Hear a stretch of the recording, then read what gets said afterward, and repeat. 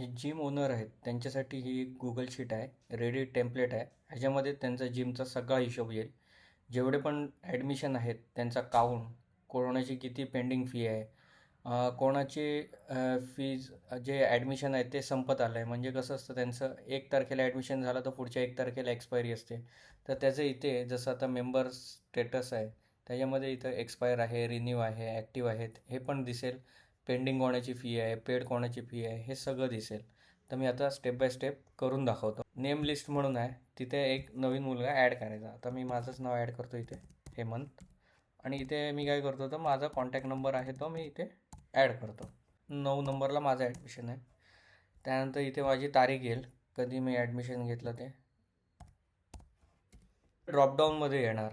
आता इथे मी direct HEA टाकलं, टाईप केलं तरी पण माझं नाव येऊन जाईल. कॉन्टॅक्ट नंबर तिथला परत इथे टाकायची काही गरज नाही. त्यानंतर आता जर समजा मी कार्डिओ जॉईन केलं, 700 रुपये फी आहे, ती पण आली ॲटोमॅटिकली. त्यानंतर त्यातले मी किती रुपये भरले तर 500 भरले. तर इथे बघा 200 रुपये पेंडिंग आणि माझा जो स्टेटस आहे तो ॲक्टिव्ह दिसतो आहे आणि इथे पेंडिंगमध्ये येत आहे, कारण का माझे रिमेनिंग पार्ट आहे म्हणून. आता जर समजा मी इथे डेट चेंज केली, 3/6ला माझं ॲडमिशन आहे, तर इथे बघा एक्सपायर्डमध्ये, कारण का आज 3 तारीख आहे. आता जर समजा आपण पुढचं टाकूया त्याचं जरा, समजा मागच्या महिन्यात मी 8 तारखेला जर जॉईन झालो असेल तर इथे एक्सपायरी सून म्हणजे काय, जर समजा 7 दिवसाच्या अगोदर आपल्याला एक्सपायरी सूनचं स्टेटस दिसतो आणि हे ॲटोमॅटिक होतं सगळं. आणि त्यानंतर हे तुम्हाला इथे पण बघायची काही गरज नाही, इथे सगळी इन्फॉर्मेशन येऊन जाते.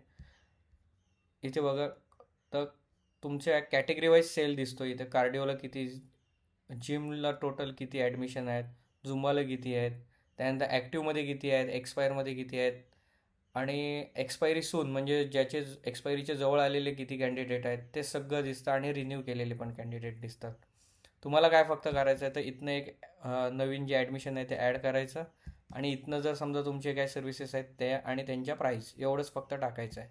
खाली दिलेला जो नंबर आहे त्याला कॉल करून तुम्ही ह्याची ट्रायल पण घेऊ शकता.